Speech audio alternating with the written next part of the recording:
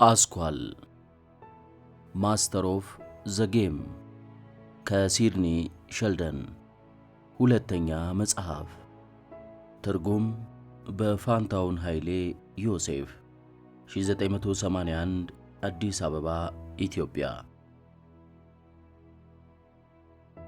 ቶኒ ከ1946 እስከ 1950 ክፍል 18። ቶኒ የፓሪስ ከተማን ካሁን በፊት የሚያውቃት ቢሆንም በአሁኑ ጊዜ የከተማዋ ሁኔታ ቀደም ሲል አይቶት ከነበረው የተለየ ነው። በጀርመኖች ወረራ ምክንያት የከተማዋ እንቅስቃሴ ተዳክሟል። ሆኖም ሁሉንም ተቀብላ የምታስተናግድ ገለልተኛ ከተማ መሆኗ ከተገለጠ በኋላ ከመደምሰስ ድናለች። የከተማዋ ነዋሪ ሕዝቡ ብዙ ስቃይ ደርሶበታል። የናዚ ወታደሮች የሎቭሬንን አካባቢ የዘረፉት ቢሆንም ቶኒ ፓሪስን ጦርነት ካዳሸቃቸው ከሌሎች ከተሞች ጋር ሲያነጻጽራት ምንም እንዳልተነካች ቆጠራት። ቶኒ ወደፊት በዚች ከተማ ለመኖር ዕቅድ ያለው ስለሆነ ቱሪስት ከመሆን ይላቀቃል። በፓሪስ ከተማ በዱ ማርቸል ፎች መንገድ በሚገኘውና ከትልቁ ፎቅ መጨረሻ ጫፍ ላይ ካለው የእናቱ የኬት አፓርትመንት ውስጥ ለመኖር ይችላል። ይህ ቤት እንዳጋጣሚ ሆኖ በጦርነቱ ምክንያት አንዳችም ጉዳት አልደረሰበትም። ሆኖም እናቱ ቤት ውስጥ በመኖር ፈንታ ከታላቁ ሞንት ፓርናሲ በስተጀርባ የተሟላ የቤት ውስጥ ዕቃ የሌለውን ቤት ተከራየ። የተከራየው አፓርታማ አንድ ሳሎን፣ የእሳት ማንደጃ፣ ትንሽ የመኝታ ክፍልና አንድ አነስተኛ ማዕድ ቤት ያለው ነው። በቤቱና በማዕድ ቤቱ መካከል ቆሞ ለመታጠብ የሚያገለግል አሮጌ ባኞ ቤትና መቀመጫው ሰባራ የሆነ በጥንቃቄ የሚጠቀሙበት መጸዳጃ ቤት አለው።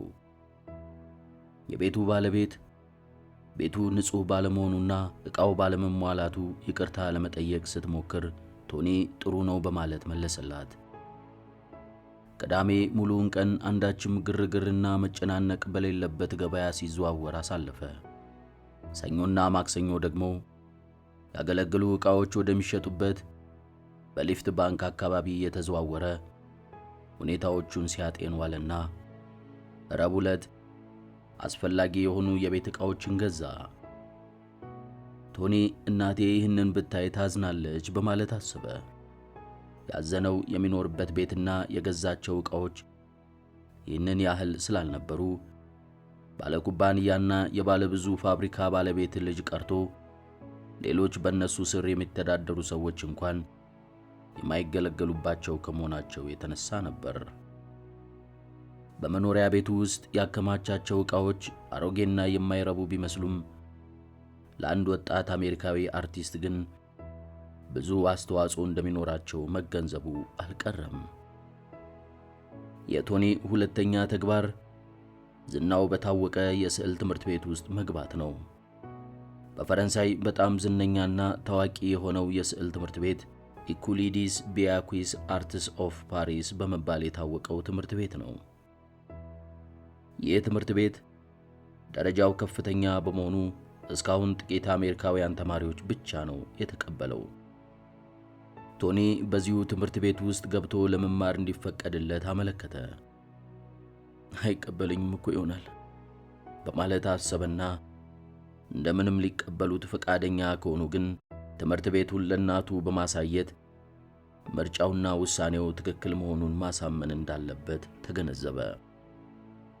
ካሁን በፊት ከሰራቸው ስዕሎች መካከል ሦስቱን ለትምህርት ቤቱ መራጭ ለኮሚቴው ካቀረበ በኋላ ይቀበሉት እንደሆነ ውጤቱን ለማወቅ ለ4 ሳምንታት ሲጠባበቅ ቆየ። በአራተኛው ሳምንት መጨረሻ ላይ የቶኒ መኖሪያ ቤት ዘበኛ ከትምህርት ቤቱ የተላኩለትን ደብዳቤ ሰጠው። በደብዳቤው ላይ የተጻፈው በመጪው ሰኞ ወደ ትምህርት ቤቱ በመሄድ ሪፖርት እንዲያደርግ የሚያሳስብ ነበር። የስዕል ትምህርት ቤቱ ከድንጋይ የተሰሩ ባለ 2 ፎቅ ግዙፍ ሕንፃዎች ያሉት ሲሆን ከደርዘን የሚበልጡ በተማሪዎች የተሞሉ ክፍሎች አሉት። ቶኒ ሰኞ ዕለት ወደ ትምህርት ቤቱ በመሄድ ለትምህርት ቤቱ ሥራ መሪ ለሜትር ጁሳንድ ሪፖርት አደረገ። ያቀረብካቸው ስዕሎች ዘመናዊ አሳሳል ጥበብን የተከተሉ ናቸው ባይባልም የስዕልን ጥበብ ማፍቀርህንና መውደድህን የሚያረጋግጡ ሲሆኑ፣ በአንጻሩ ደግሞ አንተ ወደፊት ተስፋ ያለህ ሰዓሊ መሆንህን መመስከራቸው አልቀረም። የእኛ ኮሚቴ አንተን መርጦ ሊቀበል የቻለው በስዕሎቼ ላይ ያሰፈርካቸውን በማየት ሳይሆን ይበልጥ ከስዕል ውጭ ያሉትን ነገሮች በማጤንና በመገንዘብ ነው ካሉት በኋላ የነገርኩ ግልጽ ነው በማለት ጠየቁት። በትክክል አልገባኝም ሜትር አላቸው። ጊዜው ሲደርስ ግልጽ ይሆንልሃል። ከአሁን ጀምሮ መምህር ካንታል በሚያስተምሩበት ክፍል ውስጥ መድቤሃለሁ። ለመጪዎቹ 5 ዓመታት የሚያስተምሩ እርሳቸው ናቸው። ያንን ያህል በትምህርት ቤታችን ለመቆየት የምትችል ከሆነ አሉት። ያንን ያህል ጊዜ ቆያለሁ አለ ቶኒ ለራሱ ቃል እየገባ። መምህር ካንታል ቶኒን ሲቀበሉት አሜሪካውያን የሥነ ጥበብ ፍቅር አላቸው። ሆኖም ትምህርቱን ትኩረት ሰጥተው አይከታተሉትም። ስለሆነም በደንብ አይገባቸውም ካሉት በኋላ አከታትለውም ለምን እዚህ መጣህ በማለት ጠየቁት። ለመማር ነው መምህር በማለት መለሰ። መምህር ካንታል የቶኒን መልስ ሲሰሙ ያጉረመርሙ ጀመር። በክፍሉ ውስጥ 25 ተማሪዎች ሲኖሩ አብዛኞቹ ፈረንሳዮች ናቸው። በቁም ለማሳያነት የሚያገለግሉ ከእንጨት የተሰሩ መደገፊያ ያላቸው ፎርሞች በክፍሉ ውስጥ ዙሪያውን ቆመዋል። ቶኒ ከነዚያ መሳሪያዎች መካከል በተለይ በመስኮት አጠገብ የቆመውን መረጠ። በክፍሉ ውስጥ በጄሶ የተሰሩ የሰው ልጅን የተለያዩ የሰውነት ክፍሎች ቅርጽ የያዙና ከግሪክ ሐውልቶች የተወሰዱ ልዩ ልዩ ቅሪቶች ተበታትነው ተቀምጠዋል። ቶኒ በክፍሉ ውስጥ ተዟዙሮ ሞዴሎቹን አስተዋለ። ነገር ግን የሚፈልገውን ማግኘት አልቻለም። መምህር ካንታል ተማሪዎቹን ጀምሩ ሲሉ ቶኒ ይቅርታ ያድርጉልኝ መምህር፣ ለስዕል መስሪያ የሚያገለግሉ ቀለሞችን ይዤ አልመጣሁም በማለት ለመምህሩ በትህትና ገለጸላቸው። በመጀመሪያ የትምህርት ዓመት ቀለም አያስፈልግም። በዚህ ዓመት የምትማረው ስዕሎችን በትክክል መስራት የምትችልበትን መሠረታዊ ትምህርት ነው በማለት መለሱለት። መምህሩ ወደ ግሪክ ሐውልቶች እያመለከቱ እነኚህን ትስላላችሁ አሏቸው። ለጊዜው ስዕሎቹ በጣም ቀላል መስለው ሊታዩአችሁ ይችላሉ። በፈተና ወቅት ግን ቀላል አይሆኑምና ዓመቱ ከመገባደዱ በፊት በሚሰጡት ፈተናዎች ከእናንተ መካከል ከግማሽ በላይ የምትሆኑት እንደምትባረሩ ከአሁኑ ላስጠነቅቃችሁ እወዳለሁ ካሏቸው በኋላ በየዓመቱ ስለሚሰጡት ትምህርቶች በማንሳት ዘረዘሩላቸው። በመጀመሪያው ዓመት ስለ ሰውነት ክፍሎች፣ ስለ አናቶሚ ትማራላችሁ። ኮርሱን ለምታልፉ ተማሪዎች ሁለተኛ ዓመት ስትገቡ የሕይወት ሞዴሎች በዘይት ቅብ መስራት ትጀምራላችሁ። በሦስተኛው ዓመት ላይ ከመካከላችሁ ጥቂቶቻችሁ ብቻ እንደምትቀሩ ነው የማረጋግጥላችሁ። የቀራችሁት ከኔ ጋር ትቀባላችሁ፣ ትስላላችሁ፣ በእኔ የአቀባብ ዘዴ ትቀባላችሁ። በአራተኛና በአምስተኛው ዓመት ላይ የራሳችሁን የአሳሳል ዘዴ በመፈለግ የመረጣችሁትን ትከተላላችሁ። አሁን ሥራችንን ጀምር በማለት ንግግራቸውን ደመደሙ። ተማሪዎቹ የታዘዙትን መስራት ጀመሩ። መምህር ካንታል በክፍሉ ውስጥ በመዘዋወር በእያንዳንዱ ልጅ አጠገብ እየቆሙ የሚሰራውን እያዩ እርምትና አስተያየት ይሰጡ ጀመር። ቶኒ አካባቢ ሲደርሱ እንደ ሌሎች ተማሪዎች ስዕሉን እየሰራ መሆኑን ካዩ በኋላ ልክ አይደለም፣ ይህ አሰራር ትክክል አይደለም። አሁን በስዕሉ ላይ የማየው የክንድ የውጭኛው ክፍል ነው። እኔ እንድትሰራው ያዘዝኩ ወይም ተሰርቶ ማየት የምፈልገው በስተው ውስጥ ያሉትን ጡንቻዎች፣ አጥንቶችንና የአጥንት መገጣጠሚያዎችን ነው። በተጨማሪ በስር በኩል ደም በመፍሰስ ላይ መሆኑን ማየት እፈልጋለሁ አሉት። በመቀጠልም ያንን እንዴት መስራት እንደሚቻል ታውቃለህ? አዎ መምህር በማለት ቶኒ መለሰ። መምህሩ መሳል ከመጀመር በፊት በቅድሚያ አስብ፣ ቀጥለህ ተመልከት። ከዚያ ትክክለኛ ሁኔታ ይሰማህና ስዕሉን መሳል ትጀምራለህ በማለት መመሪያ ሰጡት።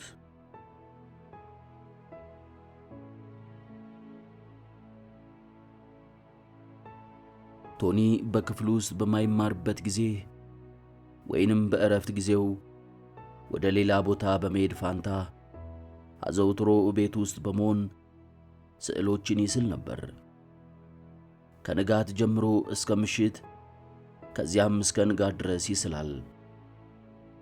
ስዕል መሳል ካሁን በፊት አግኝቶት የማያውቀውን ነፃ የመሆን ስሜት አጎናጽፎታል። የመሳያ ቡርሽን በመያዝ ከመሳሪያው ፊት ለፊት ቁጭ ሲል እግዚአብሔርን የመፍራትና ለፈጣሪ ታማኝ የመሆንን ስሜት ይሰማዋል። ቶኒ የተፈጠረው ለስዕል ሙያ ነው። ስዕል በማይስልበት ወቅት ከቤት ወጥቶ በፓሪስ ከተማ አውራ ጎዳናዎች ሲንሸራሸር አስደናቂ ውበት ያላትን የፓሪስን ከተማ ያደንቃል። በአሁኑ ጊዜ ፓሪስ እንደሌሎች ሁሉ የቶኒም ከተማ ሆናለች። የእርሱ የስዕል ችሎታ የተፈጠረባት ቦታ ነች። ከተማዋ በሁለት የተከፈለች ናት። በስተቀኝ በኩል ለከበርቴዎች መኖሪያና መዝናኛነት የተሰራ ሲሆን፣ በስተግራ ያለው ለሰዓሊዎች፣ ለተማሪዎች ወዘተ የተሰራ ነው። ቶኒ ከትምህርት ጓደኞቹ ጋር በመሆን ስለ ትምህርቱና ስለ ዓለም ሁኔታ በቡሌ ብላንቼ ወይንም በላኩ ፓሎ ካፍቴሪያ ለሰዓታት ቁጭ ብለው በመወያየት የእረፍት ጊዜያቸውን ያሳልፉ ነበር። የቶኒ ጓደኞች አንዱን መጽሔት ወይንም ጋዜጣ ተቀባብለው ያነባሉ። ይህም ሊሆን የቻለው የመጽሔቶችና የጋዜጦች ዋጋ ውድ ከመሆኑ የተነሳ ነው። ቶኒ በሊሮዚ የፈረንሳይን ቋንቋ ተማረ። ቋንቋውን በማወቁ አብረውት ከሚማሩት ተማሪዎች ጋር በቀላሉ ለመግባባትና ጓደኝነትን ለመመስረት ቻለ። የሁሉም ተማሪዎች ፍላጎት ተመሳሳይ ነው። ሁሉም የስዕልን ጥበብ የመቅሰም ፍላጎት አላቸው። የቶኒ ቤተሰቦች ምን እንደሆኑ ተማሪዎች የሚያውቁት ነገር የለም። እነርሱ ቶኒን የተቀበሉት ከትምህርት ቤቱ ተማሪዎች እንደ አንዱ በመቁጠር ብቻ ነው። በ1946 ታላላቅ ሰዓሊዎች የስዕል ሥራዎቻቸውን በፓሪስ ከተማ ያሳዩ ነበርና ከተማዋ በዝነኛና በታዋቂ ሰዓሊዎች ተሞልታለች። ቶኒ በመጀመሪያ የፓውሎ ፒካሶን መልክ ባጠገቡ በሚያልፍበት ወቅት በጨረፍታ ለማየት ቻለ። በሌላ ቀን ደግሞ ቶኒና ጓደኛው ማርክ ቻጋልን አዩት። ቻጋልን ለማየት የቻሉት በካፍቴሪያው ቁጭ ብሎ በጠረጴዛው ዙሪያ ከተቀመጡት ሰዎች ጋር ሲወያይ ነበር። እርሱን ለማየት በመቻላችን ዕድለኞች ነን በማለት የቶኒ ጓደኛ በሹክሹክታ ነገረው። የቻጋል መኖሪያ ስፍራ በቬነስ ከተማ በሜዲትራኒያን የባህር ጠረፍ ዳርቻ ላይ ነው። ማክስ እርነስ ደግሞ ጎዳና ላይ ባለች አንዲት ካፍቴሪያ ውስጥ አፕሬቲቭ ይጠጣል። ታላቁ አልቤርቶ ጂያኮሜቴም በሩይዳ ሪቮሊ መንገድ ቁልቁል በእግሩ ይጓዝ ነበር። በትክክል ራሱ ከሠራው የራሱ ሐውልት በተለይ ከአንዱ ጋር በደንብ ይመሳሰላል። ይህ ታላቅ ሰው ጠንካራ፣ ረጅም፣ ቀጭንና ደጋን እግር መሆኑን ቶኒ ባጤነ ጊዜ እጅግ ተደነቀ። ቶኒ ሃንስ ቤልመር ከተባለው ሰዓሊ ጋር የተዋወቀው በቅድሚያ ቢሆንም ለቶኒ በጣም አስደሳችና አስደናቂ የሆነው ጊዜ የተፈጠረው ግን ከብራኮይ ጋር ከተዋወቀ በኋላ ነው። አርቲስቱ ቶኒን ልባዊ በሆነ አቀባበል ተቀበለው። የቶኒ ምላስ ግን ከፍርሃት የተነሳ ተሳስሮ ነበርና መናገር ተሳነው።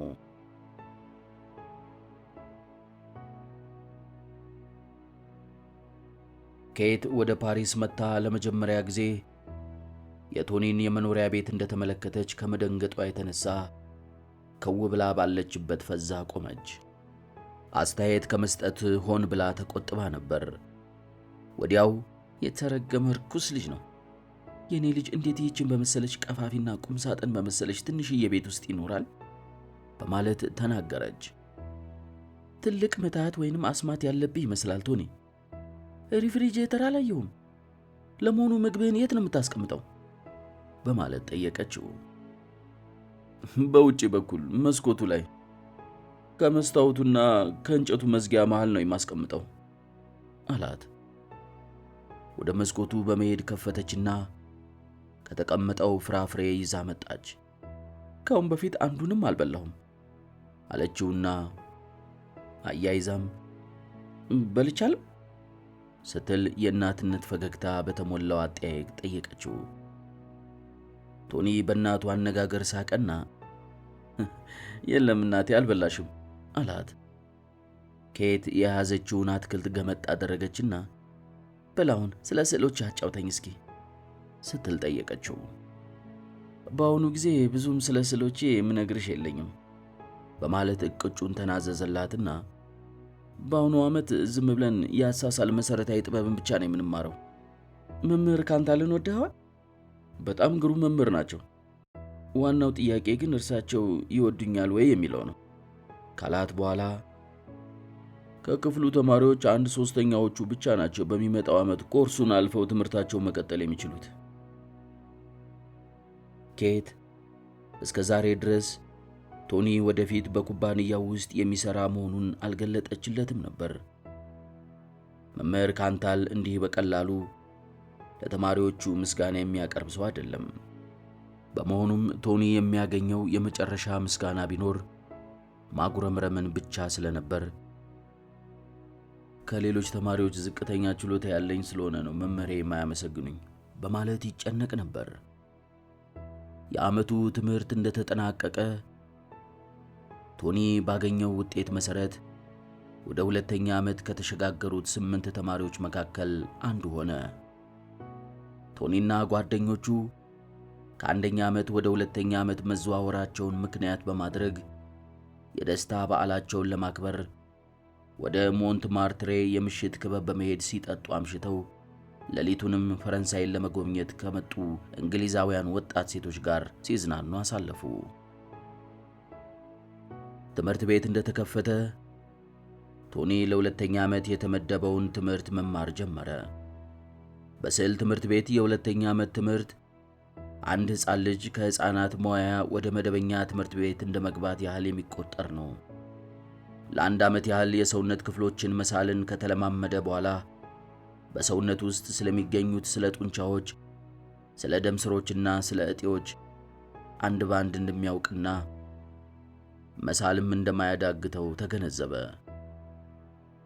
እስካሁን ሲማር የነበረው ስዕል መሳል ሳይሆን አስመስሎ መገልበጥን ነበር።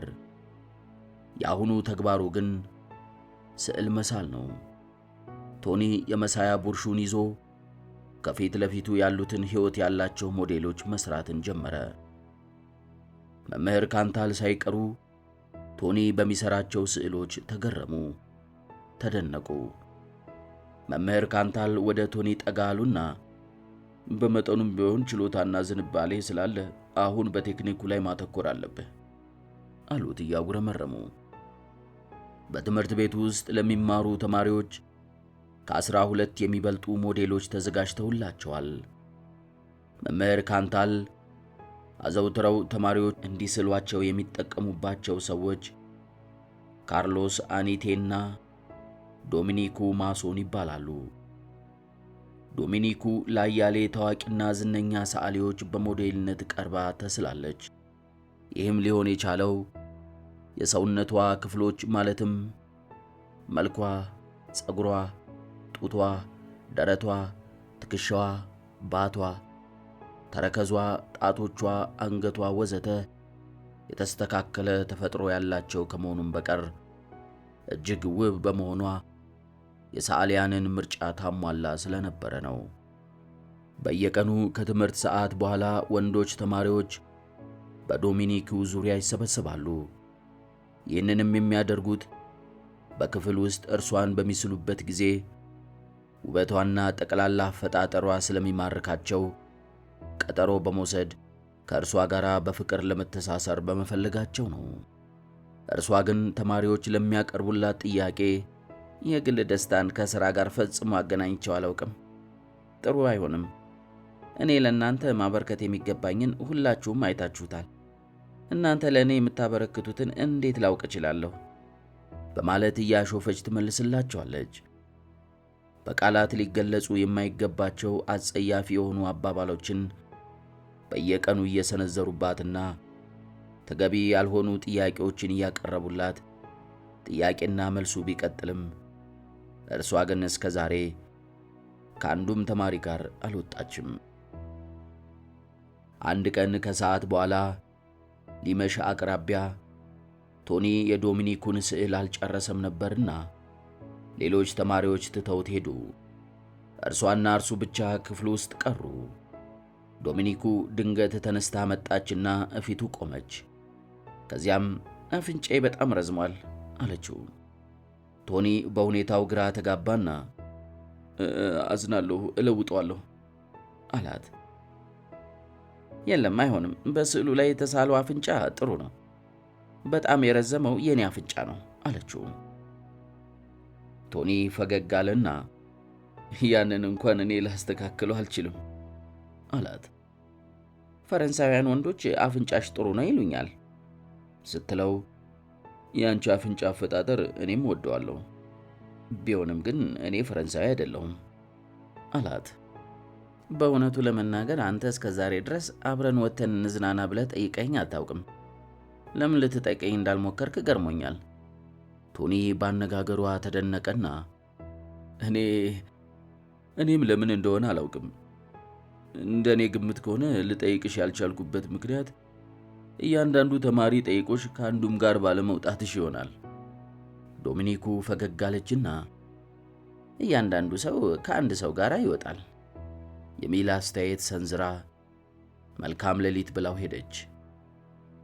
ቶኒ ዘወትር በሚዘገይበት ጊዜ ዶሚኒኩ ልብሷን ትለብስና እርሷ አጠገብ መጥታ በመቆም የሚሠራውን ስዕል ትመለከታለች።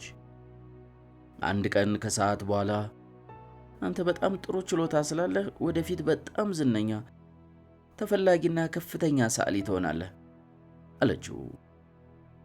አመሰግናለሁ ዶሚኒኩ፣ ግምትሽና አስተያየትሽ ትክክል እንደሆነ ተስፋ አደርጋለሁ።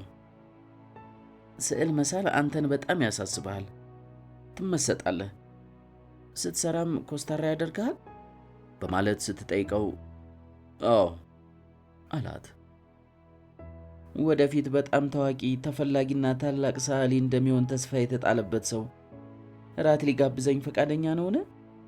በማለት ከጠየቀችው በኋላ በፊቱ ላይ የሚታየውን አስደሳች ስሜት አየችና ቅርጼን መጠበቅ ስላለብኝ ብዙ አልመገብም አለችው። ቶኒ ከልቡ እየሳቀ እንዴታ፣ አንቺን መጋበዝ ለእኔ ታላቅ ደስታና ክብር ነው በማለት መለሰላት። በሳክሬ ኮየር አጠገብ በሚገኘው ቢስትሮ ሆቴል ራት እየበሉ ስለ ሰዓሊዎችና ስለ ስዕል ተወያዩ። ዶሚኒኩ እስካሁን ድረስ እርሷ በሞዴልነት እያገለገለቻቸው ስዕል የሳሉ ታላላቅ አርቲስቶችን ታሪክ ስታወራለት ቶኒ በታሪካቸው ተመሰጠ። ምግቡን ጨርሰው ቡና በሚጠጡበት ወቅት ዶሚኒኩ አንተ እስካሁን ታሪካቸውን ካጫወትኩ ሰዎች በችሎታ የምታንስ አይደለም፣ እንደነርሱ ጥሩ መሆንህን ላረጋግጥልህ እወዳለሁ አለችው። እርሷ ስለ እርሱ በሰነዘረችው አስተያየት በልቡ ከመጠን በላይ የተደሰተ ቢሆንም የሰጣት መልስ ግን ገና ብዙ የምጓዘው ጎዳና አለኝ የሚል ብቻ ነበር። ከካፍቴሪያው ከወጡ በኋላ ያንተን መኖሪያ ቤት እንድጎበኘው ትጋብዘኝ ይሆን ስትል ጠየቀችው። ለመጎብኘት ፍላጎትሽ ከሆነ ምን ገዶኝ፣ መኖሪያ ቤቴ ሰፊ ክፍል ያለው አይደለም ግን አላት። ቶኒ መኖሪያ ቤት እንደደረሱ ዶሚኒኩ የቶኒን ትንሽ አፓርትመንት ተመለከተችና ራሷን ነቀነቀች። የነገርከኝ ትክክል ነበር፣ መኖሪያ ቤት ሰፊ አይደለም። ለመሆኑ ለአንተ አስፈላጊውን ሁሉ የሚያዘጋጅልህና እንክብካቤ የሚያደርግልህ ማን ነው? የጽዳት ሰራተኛ በሳምንት አንድ ቀን እየመጣች አስፈላጊውን ሁሉ ታከናውንልኛለች አላት። ስራዋን እንድታቆም አድርጋት፣ አካባቢ በጣም ቆሽሿልና ከስራዋ አባራት ካለችው በኋላ ለመሆኑ የከንፈር ወዳጅ የለህም? በማለት ጠየቀችው። የለኝም።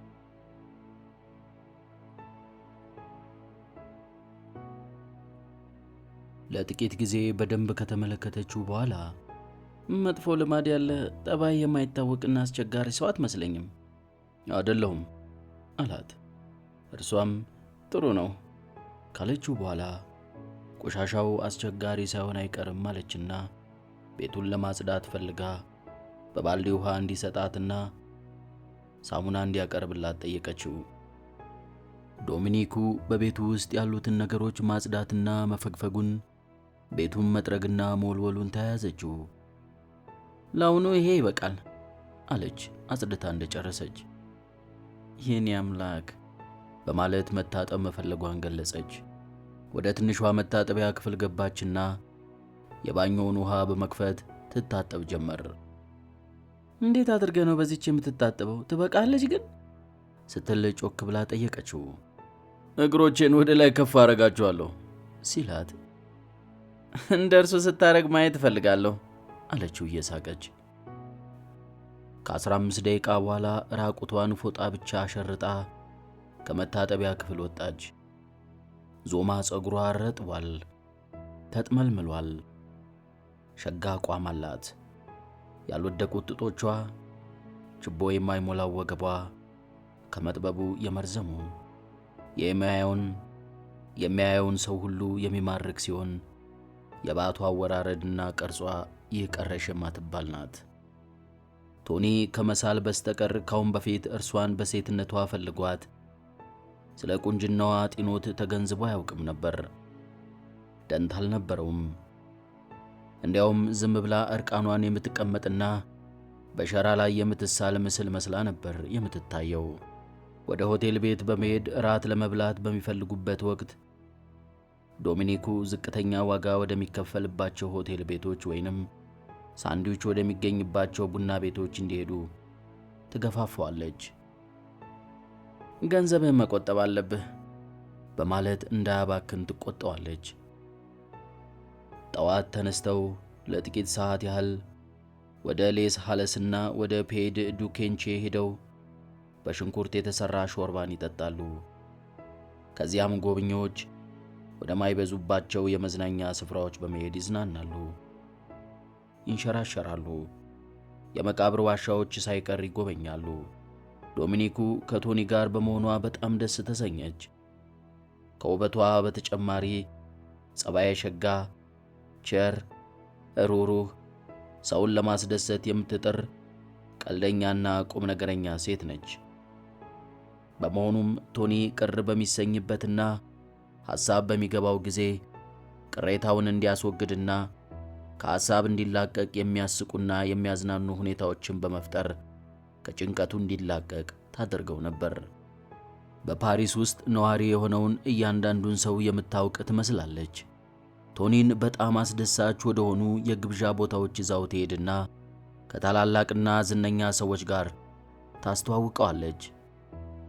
ቶኒን ካስተዋወቀችው ሰዎች መካከል ዝነኛው ባለቅኔ ወይንም ገጣሚው ፖል ኢልዋርድና የዝነኛው ጋላሪ ማጊት ኃላፊ የሆነው አንድሪ ብረተን ይገኙባቸዋል። ዶሚኒኩ የብርታት ምንጩ ስለሆነች ወደፊት አንተ ከነርሱ የተሻልክ ትሆናለህ፣ እመነኝን ያውቃለሁ ትለዋለች። ቶኒ በምሽት መሳል በሚፈልግበት ወቅት ዶሚኒኩ ምንም እንኳን ቀኑን ሙሉ በዚሁ ሥራ ላይ ተሰማርታ የዋለች ብትሆንም ደስ እያላት እርሷን እያየ እንዲስል ትቀመጥለት ነበር። አምላኬ ካለ በኋላ አምላኬ እኔ ዕድለኛ ነኝ በማለት አሰበ። ቶኒ አንዲት ሴት ከልቧ እንደምትወደው እርግጠኛ ሲሆን ይህ የመጀመሪያ ጊዜው ነው። ዶሚኒኩ የወደደችው ምን እንደነበር በማጤን ነው እንጂ ማን እንደነበር በማጣራት አይደለም። እርሱም የሚፈልገው ይህንን ነበር። በዓለም እጅግ ከፍተኛ የሆነውን ሀብትና ንብረት የሚወርስ መሆኑን ለዶሚኒኩ መንገር ፈራ። ቶኒ ሊፈራ የቻለው ይህንን ሲነግራት ትለወጣለች ብሎ በመፍራትና ከዚህም የተነሳ በሁለቱ መካከል ያለውን ፍቅር እንዳያጡ በማሰብ ነበር። ለልደት ቀኗ ከአራዊት ጎዳና ፀጉር የተሠራውንና ውድ ዋጋ የሚያወጣውን የሩሲያን ኮት ገዛላት። በሕይወቴ እስካሁን ድረስ ካየኋቸው ሁሉ ይህ እጅግ በጣም ውድ የሆነ ኮት ነው። ይህንን የመሰለ አይቼ አላውቅም አለች። ከዚያም ኮቱን ለበሰችና ስትደንስ ከቆየች በኋላ ይህ ኮት ከየት የመጣ ነው ቶኒ? ገንዘቡንስ ከየት አገኘው? ስትል ጠየቀችው። ቶኒ ለምትጠይቀው ጥያቄዎች ሁሉ መልስ ለመስጠት ተዘጋጅቶ ነበር። አይን በአይን በቅርቡ የተሰረቀ ነው። ከሮዲ ሙዚየም በራፍ ላይ ካገኘሁት ከአንድ ትንሽ ሰው ላይ ነው የገዛሁት ካላት በኋላ ኮቱን የሸጠልኝ ሰው ቶሎ ከእጁ ለማውጣት ጓጉቶ ነበርና በኦፕሪንት ኢምፐስ ከጥሩ ጨርቅ የተሰራ ኮት ከሚሸጥበት ዋጋ የበለጠ አላስከፈለኝም አላት። ዶሚኒኩ ፍጥጥ ብላ ከተመለከተችው በኋላ ሳቋን ለቀቀችው። ሁለታችንም እስራት ቢፈረድብንም እንኳን ይህንን ኮት መልበሴን አልተውም አለችና ክንዶቿን በቶኒ ላይ በማድረግ ታለቅስ ጀመር። ቶኒ፣ አንተ ፍቅር የማይገባ ደደብ፣ አንተ የምወድ ፍቅሬ፣ አንተ በጣም ልዩ የሆንክ ልጅ ትል ጀመር። ዋሽቼ የነገርኳት ነገር ጥሩ ውጤት አስገኝቷል በማለት እርሱ ባደረገው መደሰቱን ለራሱ ገለጸ። አንድ ቀን ማታ ዶሚኒኩ ቶኒ ከእርሷ ጋር እንዲኖር በምክር መልክ ሐሳብ አቀረበችለት። በኢኩሊዲስ ቢዮኮስ ለሳሌዎች በማገልገሏ ከምታገኘው ገንዘብ በተጨማሪ በፓሪስ በጣም ለታወቁ ሰዓሊዎች ሞዴል በመሆን ገቢ ስለምታገኝ ዶሚኒኩ በሪዮ ፕሬቴስ ቅዱስ ሰርቬን አካባቢ ትልቅና ዘመናዊ አፓርትመንት ለመከራየት ትችላለች። ወደፊት ይህንን በመሰለ ቦታ መኖር የለብህም ቶኒ። ይህ አሰቃቂና አስጠሊታ ቦታ ነው። ከእኔ ጋር ኑር። ምንም እንድትከፍል አልጠይቅህም። ልብሶችህን አጸዳልሃለሁ፣ ምግቦችህንም አዘጋጅልሃለሁ። እንዲሁም የለም፣ አልፈልግም ዶሚኒኮ፣ ስለ ሐሳብሽ ግን አመሰግናለሁ አላት። እርሷም ለምን ግን ስትል ጠየቀችው። ስለ ራሱ እንዴት አድርጎ ያስረዳት? በመጀመሪያ ሲገናኙ ሀብታም እንደሆነ ቢነግራት ኖሮ ጥሩ በሆነ ነበር። አሁን ግን በጣም ዘግይቷል። አሁን ቢነግራት እርሷን እንዳጃጃላት አድርጋ ትቆጥረዋለች። እንዲህ አላት፣ እስካሁን ብዙ ነገሮችን ያደረግሽልኝና ውለታዎችን የዋልሽልኝ ስለሆነ አንቺን ለወደፊትም ማስቸገር ስለሚሆንብኝ ወደ አንቺ አፓርትመንት ሄጄ መኖር አልፈልግም። እንግዲያውማ እኔ ከአንተ ጋር መኖር ስለምፈልግ አፓርትመንቴን ለቅቄ እመጣለሁ አለችውና በማግስቱ ዕቃዋን አጓጉዛ ቶኒ ቤት ገባች። አንድ ላይ በመኖራቸው በሁለቱ መካከል ይበልጥ አስደሳችና የእርስ በርስ መግባባት የተሞላበት ሕይወት ተፈጠረ። የሳምንቱን መጨረሻ ከቤታቸው ወጣ እያሉ ሲንሸራሸሩ በመሃሉ ቶኒ የመሬት የተፈጥሮ አቀማመጥን ለመሳል በሚፈልግበት ቦታ እረፍት ያደርጋሉ። የሚፈልገውን ስሎ ሲጨርስና ምግብ ሲያስፈልጋቸው ዶሚኒኩ ለሽርሽር ካዘጋጀቻቸው ምግቦች ታቀርብና በመስክ ላይ ይመገባሉ። ከዚያ በኋላ ጣፋጭ የፍቅር ስሜታቸውን ይለዋወጣሉ። ቶኒ ካሁን በፊት ፈጽመው ይህንን የመሰለ የተሟላ ደስታ አጋጥሞት አያውቅም። ምኞቱ፣ እቅዱና ሥራው እጅግ ባማረ ሁኔታ እየተስተካከለለት ነው። አንድ ቀን ጠዋት መምህር ካንታል ከቶኒ ስዕሎች መካከል አንዱን አንስተው በመያዝ ተማሪዎቻቸውን እንዲህ አሏቸው። ወደዚህ ሰውነት ተመልከቱ፣ ሲተነፍስ ማየት ትችላላችሁ። የስዕል መምህሩ ስለ እርሱ የሰጡትን አስተያየት ለዶሚኒኩ ለመንገር በጣም ተቻኮለ። እንዳገኛትም ወዲያውኑ ስዕሉን በትክክል እንደሚተነፍስ አስመስዬ ለመስራት የቻልኩት በእያንዳንዷ ምሽት ሞዴሊቱን በክንዴ ላይ አቅፌያት ለማደር በመታደሌ ነው አላት። ዶሚኒኩ ከመደሰቷ የተነሳ ሳቀችና ከዚያም ከልቧ መሆኑን ለማሳወቅ ኮስተር በማለት አንተ ትምህርትህን ለማጠናቀቅ 3 ተጨማሪ ዓመታት የሚያስፈልግ አይመስለኝም። በአሁኑ ጊዜ እንኳን ለመመረቅ ብቁ ነህ። ካንታልን ጨምሮ በትምህርት ቤት ውስጥ የሚገኙት ሰዎች ሁሉ ያንተን ችሎታ በሚገባ ለማጤን ችለዋል አለችው። ቶኒ ችሎታውን በመጠራጠሩ መፍራቱ አልቀረም። የእርሱ የስዕል ሥራዎቹ በዓለም ላይ የሚገኙ ብዙ ሺህ ሰዓሊያን በየቀኑ ከሚስሏቸው አያሌ ስዕሎች ጋር ሲወዳደሩ ዋጋ እንደሌላቸውም ይገምታል። ምንም እንኳን ዶሚኒኩም ሆነች ሌሎች ሰዎች የሚስላቸውን ስዕሎች በማየት ጥሩ ሰዓሊ እንደሆነ ቢገልጹለትም ቶኒ ራሱን ችሎታ እንደሌለው አድርጎ ከሚገምተው አስተሳሰቡ ሊላቀቅ አልቻለም። ጠቃሚው ነገር ችግሮችን ሁሉ ተቋቁሞ አሸናፊ መሆን ነው የሚለውን የእናቱን እምነት አስታወሰ። ስዕሎቹን ስሎ ሲጨርስ አልፎ አልፎ ይፈነድቃል፣ ወዲያው ደግሞ በሐሳብ ይዋጣል። እኔ ችሎታለኝ፣ በእርግጥም ችሎታለኝ በማለት ራሱን በራሱ ያንቆለጳጵሳል። ሌላ ጊዜ ደግሞ የሰራቸውን ስዕሎች ያስተውልና እኔም ማረባ አማተር ነኝ ባክ ይላል። በዶሚኒኩ የማበረታቻና የሞራል ድጋፍ እየታገዘ ቶኒ በራሱ ላይ ያለው እምነት በየቀኑ እየጨመረ በመምጣቱ ብዛታቸው 2 ደርዘን የሚጠጋ የተለያዩ ስዕሎችን በግል ሰርቶ አጠናቀቀ። ዶሚኒኩ የቶኒን ስዕሎች ብዛትና ጥራት ባየች ጊዜ የስዕል ኤግዚቢሽን ማዘጋጀት አለብህ አለችው። እብድ ነሽ ዶሚኒኩ፣ እኔ ኤግዚቢሽን ለማሳየት አልተዘጋጀሁም ሲላት በጣም ተሳስተሃል ስትል መለሰችለት። ቶኒ ከቤት የደረሰው ከሰዓት በኋላ ዘግይቶ ሲሆን ይህንንም ያደረገው ዶሚኒኩ ብቻዋን አለመሆኗን በማወቅ ነበር። ከአንቶኒ ጆርጅ ጋር አገኛት። አንቶኒ ጆርጅ በሪዮ ዳውፍን በሚገኝ የዘመናዊ የጆርጅ የስዕል አዳራሽ ባለቤት ነው። የቶኒ ስዕሎች በክፍሉ ውስጥ ተበታትነው ተቀምጠዋል። ይህንን ካስተዋለ በኋላ ምን እያደረጋችሁ ነው በማለት ቶኒ ጠየቀ። ምን እያደረጋችሁ ነው በማለት አንቶኒ ጆርጅ በመደነቅ መልሶ ጠየቀው። የስዕል ሥራዎች ድንቅ ናቸው ካለው በኋላ የቶኒን ጀርባ መታ እያደረገ በእኔ የስዕል ማሳያ አዳራሽ ክፍል ውስጥ ብሰጥ ደስታና ክብር እኔ ይሰማኛል አለው። ቶኒ ዶሚኒኩን ሲመለከታት በደስታ ብዛት ፊቷ እያበራ እርሱን የምታስተውለው መሆኑን ተገነዘበ። እኔ ምን እንደምል አላውቅም አለ ቶኒ። አንተማ ካሁን በፊት በሸራዎቼ ላይ ሐሳብህን በሙሉ ተናግረህ ጨርሰሃል ሲል መለሰለት ጆርጅ። ጆርጅ ከሄደ በኋላ ቶኒና ዶሚኒኩ እስከ ግማሽ ሌሊት ድረስ ስለ ጉዳዩ ሲወያዩ አመሹ። እኔ ሙሉ በሙሉ ኤግዚቢሽን ለማሳየት የተዘጋጀሁ ወይም ብቁ የሆንኩኝ አይመስለኝም። ኤግዚቢሽን ባሳይ የሚሰነዘሩት ትችቶች ሁሉ ያበሳጩኛል፣ ተስፋ ያስቆርጠኛል አላት። በጣም ተሳስተሃል ውዴ። ኤግዚቢሽን ማሳየት ለአንተ ጥሩ ነው።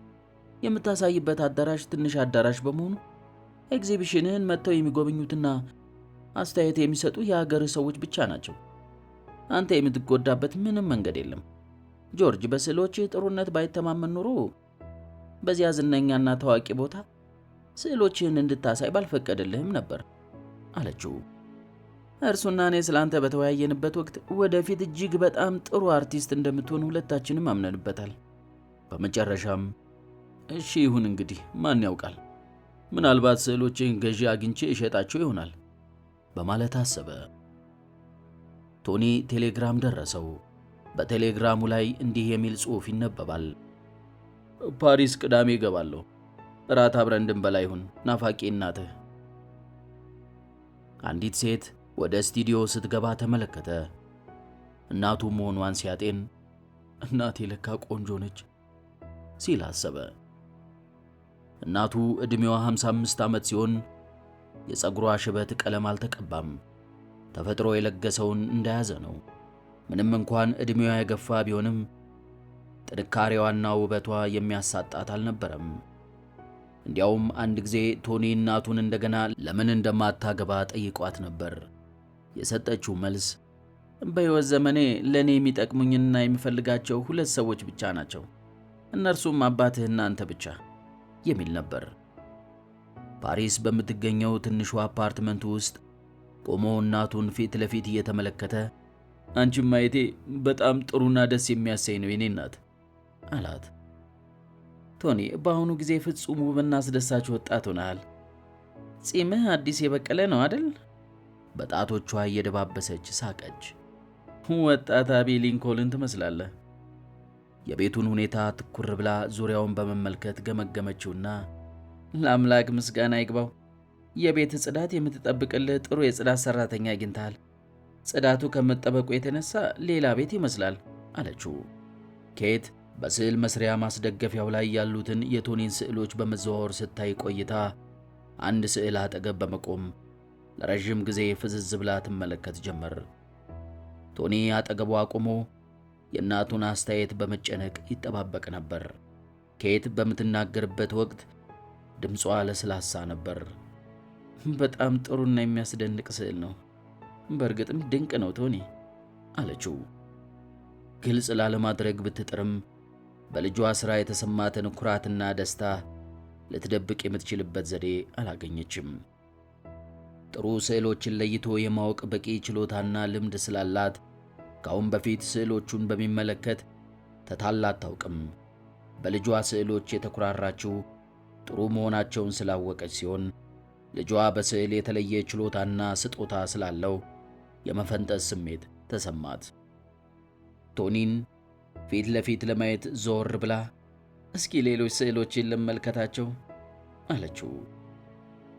የሚቀጥሉትን 2 ሰዓቶች ከቶኒ ጋር በመሆን የስዕል ክምችቱን ስታይለትና ስለ እያንዳንዱ ስዕል ሁኔታ ጥልቅ የሆነ ጥያቄ እየጠየቀችው ሲያስረዳት ቆዩ። ኬት የምትናገረው አክብሮት በተሞላበት ሁኔታ ነበር። የልጇን ሕይወት ከሰዓሊነት ሙያ ለማውጣት ያደረገችው ሙከራ ሊሳካላት ስላልቻለ ሁኔታውን በጸጋ ተቀብላ እርሱ በመረጠው ሙያ እንዲሰማራ ፈቃደኛ በመሆኗ ቶኒ እናቱን አደነቃት። ከዚያም እንዲህ አለችው፣ ስዕሎችን የምታሳይበትን ቦታ እኔ አዘጋጅልሃለሁ። ጥቂት ነጋዴዎችም አውቃለሁ ስትል አቋረጣትና ስለ መልካም አስተሳሰብሽ አመሰግናለሁ። የእኔ እናት፣ አንቺ ይህንን ለማድረግ መድከም የለብሽም። በሚቀጥለው አርብ ስዕሎችን ለማሳየት በዝግጅት ላይ ነኝ። በስዕል ማሳያው አዳራሽ ኤግዚቢሽኑን እንዳቀርብ ፍቃድ አግኝቻለሁ ሲላት ኬት እጆቿን በቶኒ ትከሻ ላይ ያደረገችና በጣም ደስ የሚያሰኝ ነው። ለመሆኑ በየትኛው የስዕል አዳራሽ ነው ኤግዚቢሽንህን የምታሳየው? በጆርጅ የስዕል ማሳያ አዳራሽ። የስዕል ማሳያ አዳራሹን ስለማውቀው የምትለኝን አላምንህም። አዳራሹ ትንሽ ነው። ሆኖም እኔ ሌሎች ታላላቅ ሰዓሊዎች በሚያሳዩበት አዳራሽ ስዕሎቼን አቅርቤ ከእነርሱ ጋር ለመወዳደር ገና አልተዘጋጀውም ማዬ አላት። ዶሚኒኩ እዛፍ ስር ተቀምጣ ወደ ተሳለችው ስዕል እያመለከተች ተሳስተሃል ቶኒ፣ እኔ እንደምገምተው ይሄ ስትል የፊት ለፊቱ በር ሲከፈት ድምፅ ተሰማ። ቶኒ ወደ በሩ ከሄደ በኋላ ዶሚኒኩ በብርዱ የተነሳ እጄ ቆርፍዷል ብላ ንግግሯን ሳትጨርስ ኬትን አየቻት። ሜርድ፣ አዝናለሁ፣ እኔ እንግዳ አብሮ መኖሩን አላወቅኩም አለችው ዶሚኒኩ። በቤቱ ውስጥ ዝምታ ሰፈነ። ዶሚኒኩ፣ ይቺ የእኔ እናት ናት። እናቴ ዶሚኒኮ ማሱን ጋር ላስተዋውቅሽ አለ። ሁለቱ ሴቶች በቆሙበት ሆነው እርስ በርሳቸው ይተያዩ ጀመር። ለጤናሽ እንደምን አለሽ ሚስ ብላክዌል ስትላት ኬትም በእኔ ልጅ የተሳለውን ያንቺን ምስል እያየው ሳደንቅ ቆየሁኝ ካለቻት በኋላ ሌላውን ሳትናገር ተወችው። ግራ የሚያጋባ ጸጥታ በመካከላቸው መልሶ ሰፈነ። ለመሆኑ ቶኒ ስዕሎቹን ለኤግዚቢሽን እንደሚያቀርብ ነግሮሻል ሚስ ብላክዌል አለች ዶሚኒኩ። አዎ ነግሮኛል። በጣም አስደሳች ዜና ነው። ለኤግዚቢሽኑ ስትይ እዚህ መቆየት ትችያለሽ እማማ። በዚያ ለመገኘት የሚቻለኝን ሁሉ አደርጋለሁ። ነገር ግን ከነገ ወዲያ ጆሃንስበርግ ውስጥ የቦርድ ስብሰባ አለብኝ። ከዚያ ስብሰባ መቅረት የሚችልበት ምንም ዘዴ የለኝም። ቀደም ብዬ ይህንን አውቄ ቢሆን ኖሮ ፕሮግራሙን አስተካክለው ነበር አለችው። ምንም አይደል፣ እኔ ችግርሽ ገብቶኛል አለ ቶኒ። እናቱ በዶሚኒኩ ፊት ስለ ኩባንያው ተጨማሪ ነገሮችን ትናገር ይሆናል በማለት መንፈሱ እየተጨነቀ፣ ሆኖም እንደፈራው ሳይሆን የኬት ሐሳብ በስዕሎቹ ላይ ብቻ ተኩሮ ስለነበር ስለ ኩባንያው ተጨማሪ ቃል አልተነፈሰችም። ከሙያው ጋር አግባብ ያላቸው ሰዎች ኤግዚቢሽንህን ቢጎበኙልህ ኖሮ እጅግ ጠቃሚ ይሆን ነበር አለችው ኬት። የትኞቹ ናቸው ትክክለኛ ሰዎች ሚስ ብላክዌል በማለት ጠየቀች ዶሚኒኩ። ኬት ፊቷን ወደ ዶሚኒኩ አዞረችና አስተያየት በመሰንዘር ትችት ለመተቸት የሚችሉና በሙያው የበሰለ እውቀት ያላቸው ሰዎችም ማለቴ ነው። ለምሳሌ እንደ አንድሬ ደ ዮሴን የመሰሉ ሰዎች ስትል አቋረጠቻትና እርሱማ በመክፈቻው ዕለት ተገኝቶ ኤግዚቢሽኑን ይመለከታል አለቻት። አንድሬ ደ ዮሴዮ በፈረንሳይ ሀገር በስዕሎች ላይ አስተያየት በመሰንዘር ረገድ ከፍተኛ አክብሮትና አድናቆትን ያተረፈ ሰው ነው። አንድሬ ደ ዮሴዮ የስዕል ቤተ መቅደስ እንዳይደፈር ክብሩን የሚጠብቅ አስፈሪ አንበሳ ነው። ደ ዮሴዮ ስለ አንድ ስዕል ትንሽ አቃቂር ከሰነዘረ ለሕዝቡ በቂ ነው። ጥሩ ነው ካለና ካሞገሰ ያ ስዕል ይደነቃል፣ ይከበራል። በአንጻሩ መጥፎ መሆኑን በጥቂቱ ከጠቀሰ በአንድ ምሽት ውስጥ የአርቲስቱ ሞራል ድምጥማጡ ይጠፋል፣ ተስፋ ይቆርጣል። ሕዝቡም በአርቲስቱ ላይ ያለው እምነት በእጅጉ ይቀንሳል። ደ ዮሴዮ በሁሉም የስዕል ኤግዚቢሽኖች የመክፈቻ በዓል ላይ እንዲገኝ ጥሪ ደርሰዋል። ሆኖም እርሱ ታዋቂ ሰዓሊዎች በሚያዘጋጇቸውና በታላላቅ ኤግዚቢሽኖች ላይ እንጂ በሌሎቹ ላይ አይገኝም። የስዕል ማሳያ አዳራሾቹ ባለቤቶችና አርቲስቶች የእርሱን አስተያየትና ትችት የሚጠባበቁት ጭንቀትና ፍርሃት በተሞላበት ሁኔታ ነው።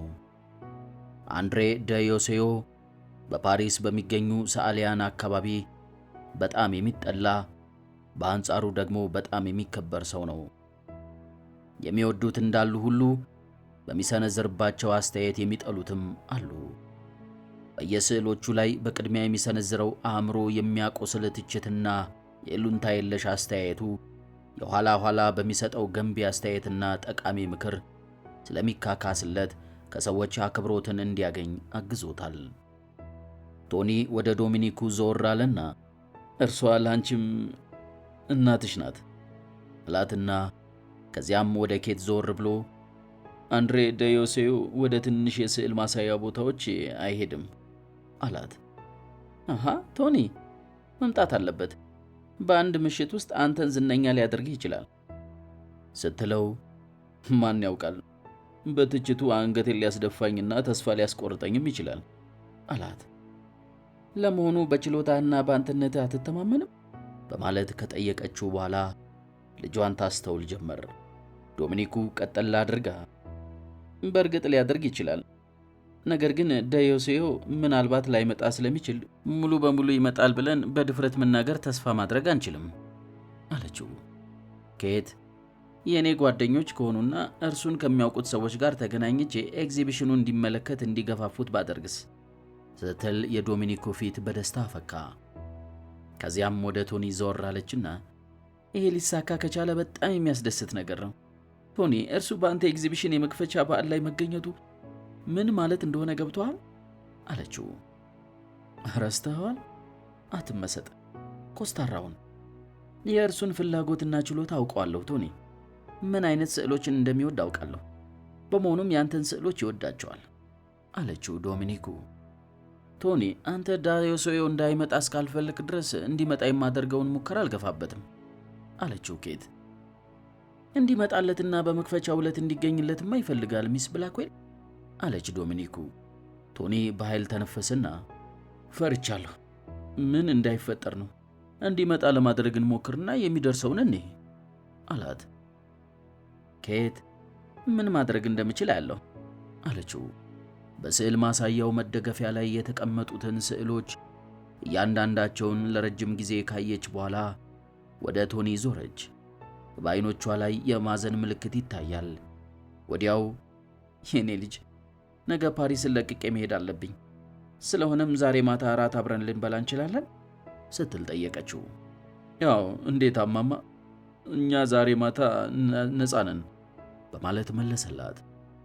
ኬት ወደ ዶሚኒኩ ዞር አለችና ሞቅ ባለና ፈገግታ በተሞላበት ሁኔታ ራት መብላት የምትመርጪው በማክሲም ወይንስ ስትል ቶኒ ፍጥነት በተሞላበት አነጋገር እዚህ በቅርብ ርቀት ላይ ዶሚኒኩና እኔ የምናቃት ካፍቴሪያ አለች አላት።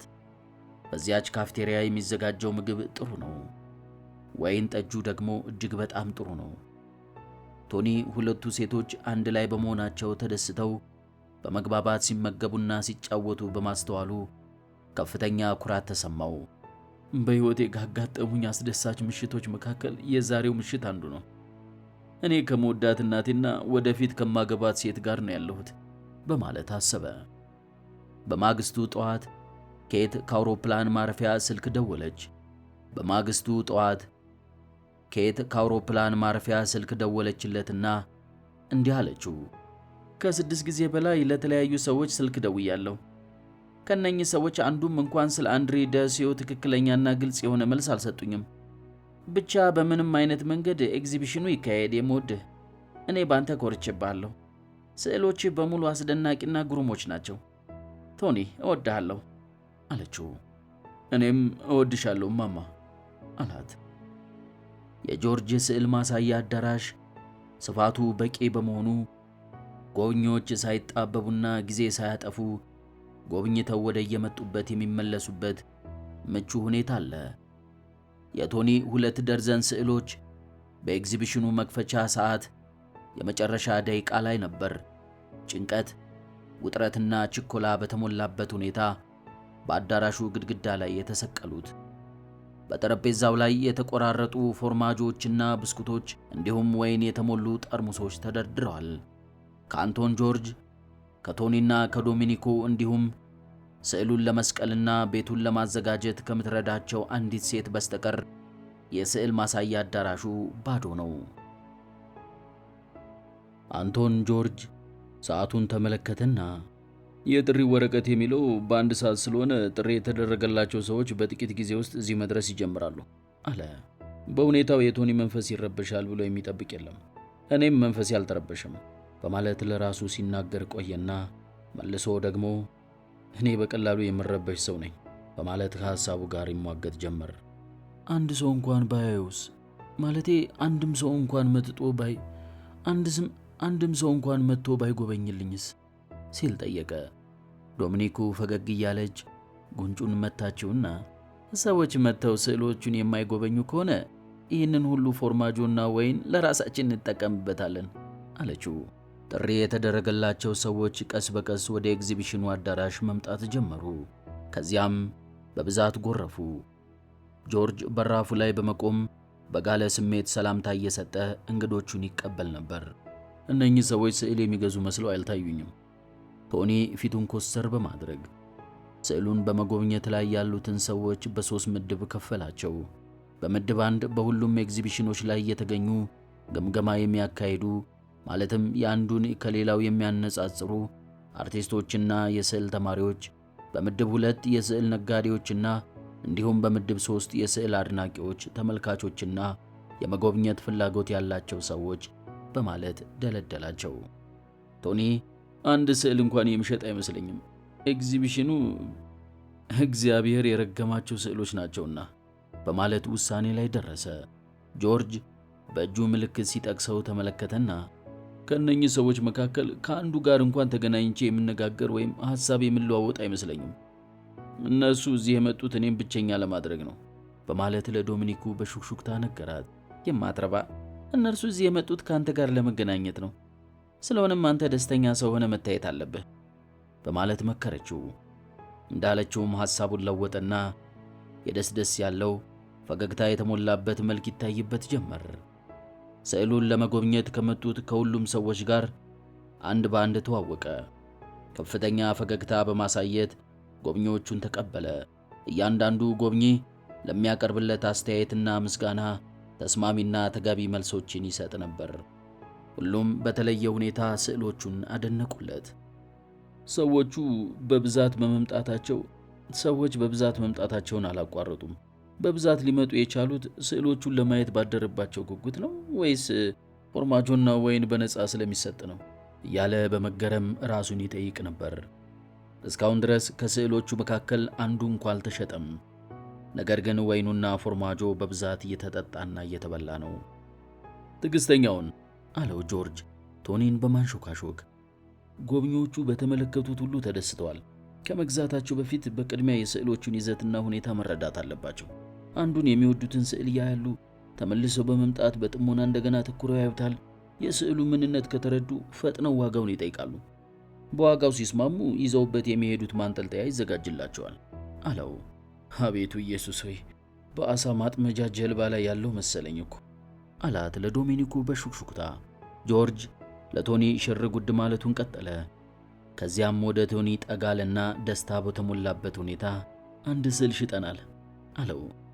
የተሸጠው ስዕል የኖርማንዲ የመሬት አቀማመጥ ሲሆን ያወጣውም 500 ፍራንክ ነው አለው። ቶኒ በሕይወት እስካለ ድረስ ይህችን ጊዜ ወቅቷንና ዕለቷን ሲያስታውሳት ይኖራል። አንድ ሰው የቶኒ ሥራ በገንዘብ ሊገዛ ይገባዋል በማለት አምኖበት ስዕሉን እቤቱ ወይንም ቢሮው ውስጥ ለመስቀል ሊገዛው ችሏልና።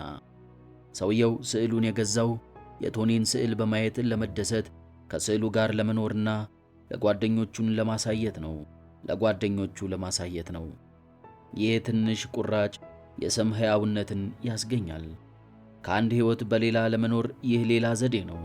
ስምን በሕያውነት ለማቆየት መቻል፣ በተመሳሳይ ጊዜ ከአንድ ቦታ በላይ በብዙ ቦታዎች ለመኖር መታደል ነው።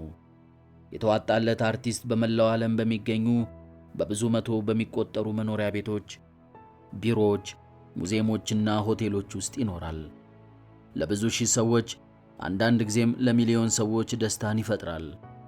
ቶኒ ለሁሉም አምላኮች ወደ ተሠራው ወደ ቤተ መቅደስ ማለትም ወደ ስዕል ቤተ መቅደስ፣ ወደ ዳቪንቺ፣ ወደ ሚካኤል አንጀሎና ወደ ሬምብራንዳንት የስዕል ደረጃ የተሸጋገረ መሆኑ ተሰማው።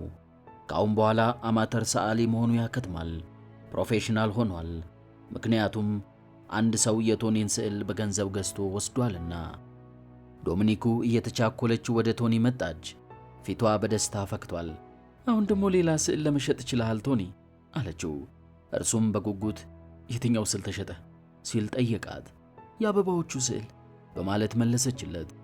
በአሁኑ ጊዜ ትንሽ የስዕል ማሳያ አዳራሽ በሕዝብ ብዛት ከመጨናነቋም በላይ የሰዎች ሁካታና የብርጭቆች መንቀጫቀጭ ይሰማል። በድንገት በአዳራሽ ውስጥ ጸጥታ ሰፈነ። ሰው እርስ በርሱ ይንሾካሾክ ጀመር። የሁሉም ሰው አይኖች ወደ በሩ አተኮሩ። ለካ አንድሬ ዳየሱዮ ወደ አዳራሹ በመግባት ላይ ነበር። ዕድሜው በ50ኛው ዓመታት ውስጥ ነው። ጸጉሩ ሸብቷል። በፈረንሳይ መካከለኛ ቁመት አለው ከሚባል ሰው ትንሽ ረዘም ይላል። ዳየሱዮ ወደ አዳራሹ በሚገባበት ጊዜ በአዳራሹ ውስጥ ያሉት ሰዎች ማንነቱን ጠንቅቀው ስለሚያውቁ መንገድ ይለቁለትና በክብር ያሳልፉት ነበር። እርሱን የማያውቅ አንድም ሰው በአዳራሹ ውስጥ አልነበረም። ይህንን ሲያስተውል ዶሚኒኩ የቶኒን እጅ በኃይል ጨበጠችና ታላቁ ሰው መጥቷል፣ እዚህ ነው ያለው አለችው። ጆርጅ ይህንን የመሰለ ደስ የሚያሰኝና ክብር ያለው ሁኔታ አጋጥሞት ስለማያውቅ አንድሬ ዳዮሶዮን እጅ በመንሳት በትሕትና ተቀብሎ ከማስተናገዱም በላይ በእርሱ ዘንድ እንዲወደድ ያላደረገው ነገር አልነበረውም። ከዚያም ዳዮሶዮ አለ እያልጎመጎመ፣ ምን አይነት ታላቅ ደስታ ነው! አድናቆቱን ለመግለጽ ታላቅ ክብር ነው ካለ በኋላ ወይንና ፎርማጆ ልስጥህ ሲል ጠየቀው። ጥሩ ወይን ባለመግዛቱ ራሱን እየኮነነ፣ ታላቁ ሰውም አመሰግናለሁ፣ እኔ እዚህ የመጣሁት ሆዴን ሳይሆን አይኔን ለመመገብ ነው ካለው በኋላ አርቲስቱን ለመገናኘት እንደሚፈልግ ገለጸለት። ቶኒ ከመደንገጡ የተነሳ መንቀሳቀስ አቃተው። ዶሚኒኩ ወደፊት ገፋ አደረገችው። ጆርጅም አርቲስቱ ይሄ ነው፣ ስሙ ቶኒ ብላክዌል ይባላል በማለት ከአንድሬ ዳዮሴዮ ጋር አስተዋወቀው። ቶኒ ድምፁን አስተካከለና እንደምን አሉ ጌታዬ፣ ስዕሎቼን ለመጎብኘት እዚህ ድረስ በመምጣቱ ከልብ አመሰግናለሁ አለው። አንድሬ ዳዮሴዮ አንገቱን በመጠኑ ደፋ በማድረግ በግድግዳዎቹ ላይ የተሰቀሉትን ስዕሎች ለማየት ተራመደ። ለእርሱ ቦታ ለመልቀቅ ሲል እያንዳንዱ ሰው ወደ ኋላ ፈቀቅ ይል ነበር። ደስ እያለው በመጓዝ እያንዳንዱን ስዕል ለረጅም ጊዜ በጥንቃቄ ይመለከትና ወደ ሌላ ስዕል በእርጋታ ይሸጋገራል። ቶኒ የዳዮሴዮ ፊትን በማየት የተሰማውን ስሜት ለመረዳት ሞከረ። ሆኖም ፊቱን በማየት ምንም ነገር ሊረዳ አልቻለም። ዳዮሴዮ በሚያየው ስዕል አይቆጣም፣ አይስቅም፣ ግንባሩንም አይቋጥርም ወይንም ፈገግታን አያሳይም። ለአንድ ለተለየ ስዕል ከፍተኛ ትኩረት በመስጠት ለብዙ ጊዜ ቆመ። ይህም ስዕል ዶሚኒኩን ራቁቷን ሆና የሳላት ስዕል ነበር። ከዚያ ወደ ሌላ ስዕል ሄደ። አዳራሹን በሙሉ ተዘዋውሮ ተመለከተ። ሳያየው ያለፈው አንድም ስዕል አልነበረውም። ቶኒ ከመጠን በላይ አላባው። አንድሬ ዳዮሴዮ ጉብኝቱን እንደፈጸመ ወደ ቶኒ ዘንድ ሄደና እዚህ በመምጣቴ ተደስቻለሁ የሚል ቃል ብቻ ሰንዝሮለት ወጥቶ ሄደ። ዝነኛው ሐያሲ ዳዮሴዮ ከሄደ በኋላ በጥቂት ደቂቃዎች ውስጥ በአዳራሹ ያሉት ስዕሎች በሙሉ ተሸጡ። በዚህ ወቅት ቶኒ ከፍተኛ ዝናን አገኘ። ይህንን የመሰለ ነገር በሕይወቴ አይቼ አላውቅም በማለት ጆርጅ በደስታ ተናገረ። አያይዞም አንድሬ ዳዮሴዮ ወደ እኔ የስዕል አዳራሽ መጣ፣ ወደ እኔ የስዕል ማሳያ አዳራሽ። ዜናውን መላው የፓሪስ ነዋሪ ነገ ከጋዜጣው ላይ ያነበዋል። እዚህ በመምጣቴ ተደስቻለሁ። አንድሬ ዳዮሴዮ ቃላቶቹን አያባክንም። ይህ ሻምፓኝ እንድከፍት ያደርገኛል። ስለዚህ ደስታ ሲባል ሻምፓኝ መክፈትና መደሰት ያስፈልገናል። የደስታችንን በዓል እናክብር አለ። በዚያው ምሽት ከጆርጅ ግብዣ በኋላ ቶኒና ዶሚኒኩ የራሳቸውን የደስታ በዓል አከበሩ። ከአሁን በፊት ብዙ ሰዓሊዎችን አውቃለሁ፣ ነገር ግን አንዳቸውም እንኳን ፈጽሞ አንተ ወደፊት የምታገኘውን ዝናና የምትጎናጸፈውን ክብር ሊያገኙ የቻሉ አይደሉም። ነገ በፓሪስ የሚኖር እያንዳንዱ ሰው የአንተን ማንነት ያውቀዋል አለችው። በእርግጥም የዶሚኒኩ አባባል ትክክል ነበር። ሌሊቱ ሊነጋ ልክ 11 ሰዓት ሲሆን ቶኒና ዶሚኒኩ እየተቻኮሉ ልብሳቸውን ለበሱና ከጠዋቱ ጋዜጣ የመጀመሪያውን እትም ለማግኘት ሄዱ። እነርሱ ጋዜጣ መሸጫዋ ኪዮክስ ካለችበት ሲደርሱ ጋዜጣው ገና መድረሱ ነበር። ቶኒ ጋዜጣውን ቶሎ ብድግ አደረገና የኪነ ጥበብ ገጽን ገለበጠው። ስለ እርሱ የተጻፈ አስተያየት የገጹ የመክፈቻ አርቲክል ሆኗል። በአንድሬ ዳዮሴዮ ስም ነው አቃቂሮ የተሰነዘረው። ቶኒ የጮኸ ነበበው። በጋዜጣው ላይ ከወጡት ጽሑፎች መካከል በወጣቱ አሜሪካዊ ሰዓሊ በአንቶኒ ብላክዌል የቀረበው የስዕል ኤግዚቢሽን ትናንት ማታ በጆርጅ የስዕል ማሳያ አዳራሽ ተከፈተ። የዚህ አስተያየት አቅራቢ ኤግዚቢሽኑ ታላቅ ትምህርት የሚገበይበት መሆኑን ተረድቷል። የስዕል ተሰጥኦ ያላቸው አያሌ ታዋቂ ሰዓሊያን ባቀረቧቸው ኤግዚቢሽኖች ላይ በመገኘት ስዕሎቹን የማየት ዕድል አግኝቻለሁ። በእነዚያ ኤግዚቢሽኖች ጥሩ ስዕሎችን ስለተመለከትኩ መጥፎ ስዕሎች የሚባሉት ምን ስዕሎች እንደሆኑ ለማወቅ ተቸግሬ ነበር። ትናንት ግን መጥፎ ስዕሎችን እንዳውቅ እንድለይና እንዳስታውስ ተገደድኩኝ። ቶኒ ይህንን ሲያነብ ፊቱ አመድ መሰለ። እባክህ ቶኒ ተጨማሪውን አታንብበው በማለት ጋዜጣውን ቀምታ ለመውሰድ እየሞከረች ለመነችው። ቶኒ ግን እንሂድ የሚል ትዕዛዝ ሰጥቶ ማንበቡን ቀጠለ። ያነበበው እንዲህ የሚለውን ነው። በመጀመሪያ ሁኔታውን እውነት አይደለም በማለት አስቤ ነበር። እኔ ማንም ሰው ቢሆን እነዚያን የመሰሉ የአማተር ስዕሎች በድፍረት ግድግዳ ላይ ሰቅሎ አፉን ሞልቶ ስዕል ናቸው ብሎ ለመጥራት መሞከሩን ፈጽሞ ማመን አልቻልኩም። በጣም ትንሽ የስዕል ችሎታ በጭላንጭል እንኳን ይታየኝ እንደሆነ በማለት ብዙ ፈለግኩኝ። ወይኔ በአንዱም ስዕል ላይ ምንም ነገር የለም። ስዕሉን በመስቀል ፈንታ ሰዓሊውን መስቀል ነበረባቸው። እኔ በቅንነት ከልቤ የምመክረው ነገር ቢኖር ግን ግራ የገባው ሚስተር ብላክዌል ስዕሉን ትቶ ወደ እውነተኛ ሙያው ቢመለስ ይሻለዋል። የሚስተር ብላክዌል ትክክለኛ ሙያ ነው ብዬ የምገምተው የቤት ቀለም ቀቢነት ሙያን ነው የሚል በጋዜጣው ላይ በተጨማሪ ሰፍሯል። እኔ ይህንን ማመን አልችልም አለች ዶሚኒኮ በማንሾካሾክ። ቀጠል በማድረግም ስዕሎቹን በደንብ አስተውሏቸዋል ብዬ አላምንም አለች። ያ ጉረኛ ካለች በኋላ ታለቅስ ጀመር። ቶኒ ከመበሳጨቱ የተነሳ በትክክል ለመተንፈስ እንኳን ተሳነው። ስዕሎቹን በደንብ አይቷቸዋል ዶሚኒኮ አላት። ከዚያም ምን አይነት ቂል ኖር ያለው ካለ በኋላ መራመድ ጀመረ። የልትሄድ ነው ቶኒ? የት እንደመሄድ እኔ አላውቅም። በቀዝቃዛው አውራ ጎዳና ላይ ይዘዋወር ጀመር። ከብስጭቱ የተነሳ በሚዘዋወርበት ወቅት በፊቱ ላይ እንባው ይፈስ እንደነበር ልብ አላለውም። በጥቂት ሰዓታት ውስጥ የፓሪስ ከተማ ነዋሪዎች ትችቱን ያነቡታል። ያነበቡት ሁሉ ቶኒን ያሾፉበታል፣ እንደ አሸን ጉሊት ይጫወቱበታል። ቶኒን ይበልጥ የጎዳውና ያበሳጨው ራስን ማሞኘቱ ወይንም ማታለሉ አልነበረ። ቶኒን ይበልጥ የጎዳውና ያበሳጨው ራሱን ማሞኘቱ ወይንም ማታለሉ ነበር። ቶኒ ወደፊት ሙሉ በሙሉ በስዕል ሥራ ላይ ይሰማራለሁ፣ ችሎታ አለኝ የሚል ከፍተኛ እምነት ነበረው። አንድሬ ደ ዮሴዮ ምንም ባያደርግለትም በአቃቂሩ ላይ ወደፊት በስዕል ሙያ ያሰማራለሁ በማለት የነበረውን እምነቱን እንዲለውጥ በጥቂቱም ቢሆን ረድቶታል። ቶኒ ክፍት ወደ ሆነውና መጀመሪያ ወዳገኘው ቡና ቤት ገባና ራሱን እስኪስት ድረስ ሲጠጣ አድሮ ወደ አፓርትመንቱ የተመለሰው ከንጋቱ 11 ሰዓት ላይ ነበር። ዶሚኒኩ በጭንቀት ተውጣ የቶኒን መምጣት ትጠባበቅ ነበር። የት ነበርክ ቶኒ? በማለት ጠየቀችውና እናትህ ከአንተ ጋር በስልክ ለመገናኘት ደጋግማ ስትሞክር ነበር፣ በጣም ሰግታለች አለችው። ጋዜጣውን አነበብሽላት? አዎ፣ እንዳነብላት አጥብቃ ስላስቸገረችኝ እኔ ብላ ንግግሯን ልትቀጥል ስትል ስልኩ ጮኸ።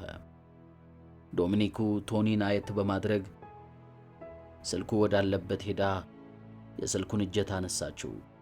ሄሎ፣ እሺ ሚስ ብላክዌል አለች። ቶኒ ስልኩ ወዳለበት ክፍል ገባ። የስልኩን እጀታ ለቶኒ ለመስጠት እጇን ስትዘረጋ ቶኒ ለመቀበል ጥቂት ካመነታ በኋላ ተቀበላት። ሄሎ ማዬ አለ። የኬት ድምፅ ሐዘን የተሞላበትና በጭንቀት የተወጠረ ነበር። ቶኒ የምወድህ፣ የምነግርህን በደንብ አድምጠኝ። ሐሳቡን ለውጦ ወይንም ቃሉን አጥፎ እንደገና ሌላ እንዲጽፍ አድርገዋለሁ። እኔ ስትል አቋረጣትና እማዬ አላት በተሰላቸ አነጋገር። ይሄ የንግድ ልውውጥ እኮ አይደለም። ይሄ የራስን አስተያየት መሰንዘር ወይም ስዕሎቹን ካስተዋሉ በኋላ የራስን ሐሳብ በአቃቂር መልክ መግለጽ ነው። ይህ የእርሱ አስተያየት በጋዜጣው ላይ እንደተገለጸው ነው። ስለሆነም በቃ መሰቀል ነበረብኝ አላት። ኬትም የምወድህ፣ አንተ ይህንን በመሰለ ሁኔታ ጉዳት እንዲደርስብህ ፈጽሞ አልፈልግም፣ ልቋቋመው የሚችል አይመስለኝም በማለት ላይ እንዳለች ሲቃ ይዟት ንግግሯን መቀጠል ባለመቻሏ አቋረጠች። ምንም አይደል፣ ደህና ነኝ እማዬ፣ ሞከርኩ፣ በቃ ሊሰራ አልቻለም። የሰዓሊነት ችሎታ ወይም ሙያ የለኝም፣ ይሄው ነው በቃ። የደዮሲዮ አስተያየት በበኩሌ ጠልቼዋለሁ፣ ነገር ግን በዓለም ላይ እርሱ ጥሩ ችሎታ ያለው የሰዓሊዎች ሀያሲ መሆኑን አምናለሁ። ይህንን ነው ልለው የሚችለው። ሆኖም መጥፎና በጣም አስቸጋሪ የሆነ ስህተት እንዳልሰራ ጠብቆኛል። መናገር የነበረብኝ አንድ ነገር ነበር ስትል አቋረጣትና ዳዮሲዮ ሁሉንም ነገር ተናግሮታል። ከዛሬ 10 ዓመት በኋላ ስህተቴን ከማውቀው ይልቅ ዛሬ አሁን ራሴ ማወቄ በብዙ መንገድ እንድዘጋጅ ይጠቅመኛል። አይመስልሽም? ይህንን ከተማ ለቅቄ መውጣት እንደሚገባኝም ተረድቻለሁ። ባለህበት ቦታ ሆነ ቆየኝ የምወድህ። ነገ ጠዋት ከጆሃንስበርግ ተነስቼ በአንተ በኩል መጣና ፓሪስ ተገናኝተን ወደ ኒውዮርክ አብረን እንጓዛለን አለችው ኬት። እሺ በማለት የስልኩን እጀታ ቦታው ከመለሰ በኋላ ወደ ዶሚኒኩ ዘንድ ሄደና አዝናለሁ ዶሚኒኩ፣ ጓደኛ እንዲሆንሽ የመረጥሽው ትክክለኛውን ሰው አይደለም አላት። ዶሚኒኩ አንድም ቃል ሳትናገር ሐዘን በተሞላው አመለካከት ትክዝ ብላ ታየው ጀመር። በማግስቱ ከሰዓት በኋላ ሩይ ማቲንገን በሚገኘው የክሩገር ብረንት ቅርንጫፍ ቢሮ ውስጥ ኬት ብላክዌል ቁጭ ብላ ቼክ ትጽፍ ነበር። ከእርሷ ባሻገር ተቀምጦ የነበረው አንድ ሰው የሚያሳዝን ነው፣ ልጅሽ በቂ የስዕል ችሎታ አለው ሚስ ብላክዌል፣ ታዋቂ ዝነኛና ተስፋ ያለው ሰዓሊ ይወጣው ነበር አላት። ኬት ረጋ ባለ ሁኔታ አስተዋለችውና ሚስተር ዳሲዮ ስማይ ልንገርህ፣ በመላው ዓለም በብዙ ሺህ የሚቆጠሩ ሰዓሊዎች አሉ። የእኔ ልጅ ከነዚህ ወፈ ሰማይ ሰዓሊዎች አንዱ እንዲሆን አይደለም የምፈልገው አለችና ቼኩን በጠረጴዛው ላይ አስተላለፈችለት። እንደ ስምምነታችን የገባኸውን ቃል ፈጽመሃል። በእኔ በኩል ሊሟላ የሚገባውን ሁሉ ለማሟላት እየተዘጋጀው ነው። ክሩገር ብረንት ሊሚትድ የስዕል ሙዚየም በኒውዮርክ፣ በለንደንና በጆሃንስበርግ በሶስቱም ከተሞች እንዲያቋቁም አስፈላጊውን ድጋፍ ሁሉ ያደርጋል። አንተ ጥሩ ስዕሎች እንድትመርጥ ኃላፊነት ይሰጣል። ይህ ኃላፊነት የሚሰጥህ ብቻውን ሳይሆን በቂና አስደሳች ከሆነ የድካም ዋጋ ክፍያ ጋር እንደሆነ በደስታ አረጋግጥልሃለሁ አለችው። ዳዮሴዮ ከሄደ በኋላ ኬት ጥልቅ የሆነ ሐዘን ተሰምቷት በጠረጴዛው አጠገብ በሚገኘው ወንበር ላይ ለረጅም ጊዜ ተቀምጣ ቆየች። ልጇን ከመጠን በላይ ትወደዋለች። ስለ ኤግዚቢሽኑ ተገቢ ያልሆነ አስተያየት ያስጻፈችበት እናቱ መሆኗን ሊያውቅ ከቻለ በእርሷ ላይ የሚደርሰው ችግርና መከራ ምን ያህል እንደሆነ ታውቃለች። ኬት ብትመክረውና ብታስረዳው ቶኒ ሊገባው ስላልቻለና እርሷም ሐሳቡን ልታስለውጠው ስላልቻለች ይህንን እርምጃ ወስዳለች። ቢፈልግ ቶኒ በውርስ የሚያገኘውን ሀብት እንዳሻው ያድርገው። የእርሷ ውሳኔ ግን አማራጭ ያጣችለት ምርጫ ነበር። ምንም ያህል መስዋዕትነትን ቢጠይቃትም ቁም ነገሩ የልጇ ደህንነት ብቻ ስለሆነ ሌላውን ከምንም አልቆጠረችውም። የልጇ ደህንነት መጠበቅ እንዳለበት ሁሉ የኩባንያውም ደህንነት መጠበቅ አለበት። ኬት ከተቀመጠችበት ተነስታ እንደቆመች ድንገተኛ ድካም ተሰማት። ቶኒን ወደ ቤቱ ይዞ የመሄጃው ጊዜውና ወቅቱ አሁን ነው። ቶኒ እንዲያንሰራራና ከጭንቀት እንዲድን ኬት የሚቻላትን ሁሉ በማድረግ ትረዳዋለች። ከእንግዲህ ለተፈጠረለትና ሊሰማራበት በሚገባው ሙያ ላይ ይሰማራል፣ ኩባንያውን ይመራል አለች።